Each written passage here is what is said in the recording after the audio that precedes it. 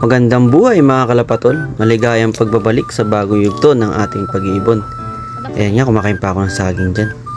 Mag-ano tayo dyan, nautusan tayong kumuha ng tubig, yung tinda nila. Total, ganun lang din. Nagkarga tayo ng ilang ibon dito, itutos natin sa malapit. Pagkukuha na natin ng tubig.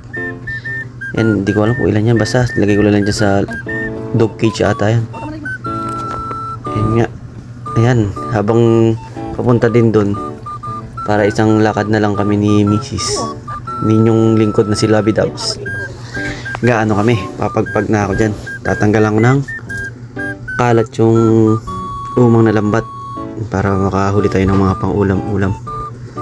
Ayan, pinipihit ko na yung bangka dyan.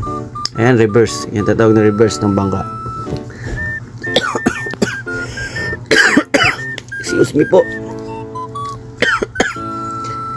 Yan, inaangat ko na yung inaangat ko na yung lambat. Tapos lulugan ko yung tali dyan. Yan, nilulugan ko yung tali dyan. Pero hindi ko tatanggalin totally yung tali. Kasi baka ano yung lambat matanggal. Mababaligtad, di siya manghuhuli. Kasi tatali ko ulit siya dyan. Yan, may mga kalat-kalat sa loob. Ayan, tatanggalan na natin ang kalat dyan sa may bukas dyan na tinatali lang. Ayan dyan. Ayan, tinatanggal ko na yung tali. At ayan nga, dumating na yung di-deliver ng tubig. Babaw lang dyan sa nilulusungan ko na yan kasi yung ibang mga buhangin bumagsak na dyan. Kaya bumabaw na. Pero pag lumagpas ako sa bangka na yan, malalim na. Maagang liig ko na yung tubig. Low tide din naman kaya medyo mababaw. Pero lumulubog yung karsada na yan sa pagka high tide. Yan, kinakarga na nga natin yung mga tubig na dyan. Yan, nakipag-usap pa nga ako kay Mrs. Tanong niya kung gaano daw kalalim. Yan, ikarga na natin lahat. Ay, may ilan pa. Hindi pa pala. May dalawa pa. Yan, tinuturo ko pa kung hanggang saan yung malalim. Pinakita ko pa may buhangin, may putik-putik pa.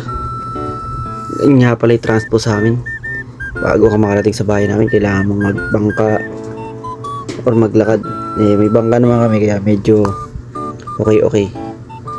Ay mga ibon natin nato sa gilid. Maya papakawalan natin yan. Yan, tapos ko na ikarga. Hop, smiley, bawal pakita. Kotse na yan, tropa. Yan, papakawalan ko na sila. Dito malapit lang naman yan. Para lang sanay sila sa box. Yan, papakawalan natin.